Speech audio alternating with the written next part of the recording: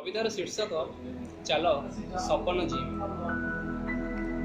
चाल शून्यता को भिड़ी धरिबा गभीर आश्लेषरे ओठ मानंकु बाध्य करी रंगेइबा चुमिबाकु अनागत काल।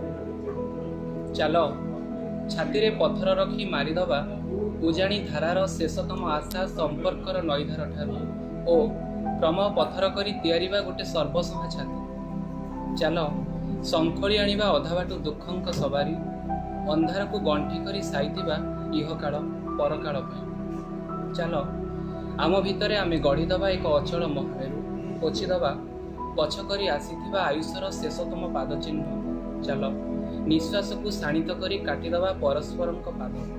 ना आगकू ना पछकू ना आगकू ना पछकू पादटिए भी घुंचिबानी एइठारु।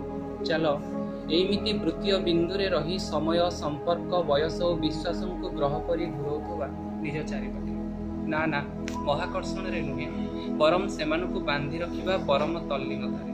चाल छाती चिरी काढ़ी आनी हृत्पिंड को पोती देई माटी तले मारिदबा भय आ उत्कंठार दुख दुखी। चाल गोटे स्पंदनहीन जीवन जीवा।